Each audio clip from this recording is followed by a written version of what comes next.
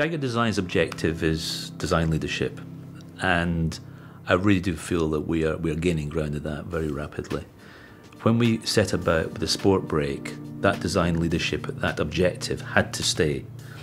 I know it's a very practical car, there's an amount of pragmatism in it, it is functional, but at the end of the day, it is what we call a sport brake. It has to look sporty and feel sporty.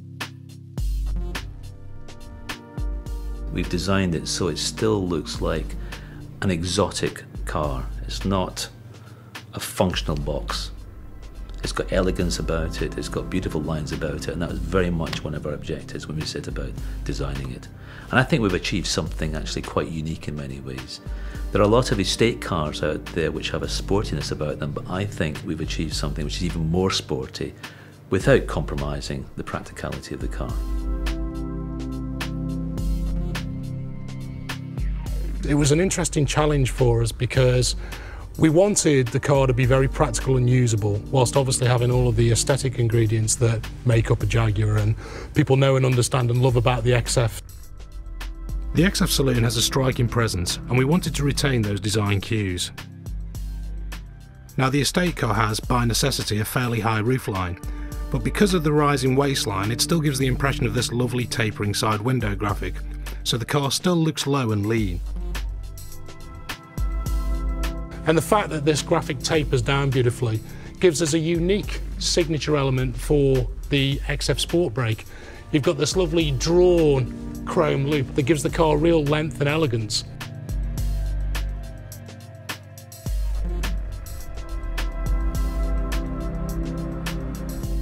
It's about having lines which flow uninterrupted around the vehicle and lead your eye on an uninterrupted, exciting journey. The fact that they flow so easily gives the car elegance. If we start at the front of the car, we have this lovely crease line that runs from the corner of the front bumper, over the front wheel arch, through the front fender, and rises to the rear of the vehicle. Gives the car drama and a bit of a wedge attitude to it, so it feels like the car's got some movement to it even when it's standing still.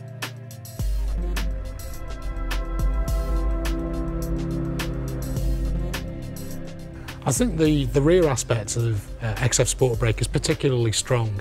We use the graphics on the car, again, to accentuate the visual width, so we have this signature blade which extends into the tail lamps and is visually gripped and supported by the tail lamps as well, so you've got a lovely robust feel to it.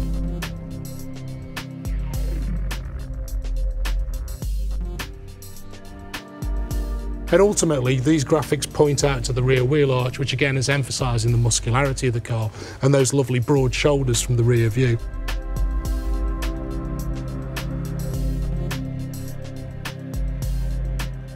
And when we get to the back of the car, I wanted this profile to be so strong it's the only thing left at the back. You know, the roof was floating over the top of it. And that's why we blacked out the pillars, to give that lovely floating roof towards the back and that curvaceous rear window, which gives the car a lot of speed.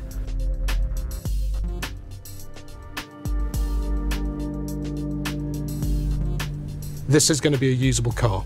So from a packaging point of view, we looked at where our competition was. We saw what those vehicles are being used for, what customers might like to use a car like this for, and made sure that when you opened up the load space of an XF Sportbrake, you were getting at least the equivalent, if not better than the competition. The thing for us was to do it in a very Jaguar way.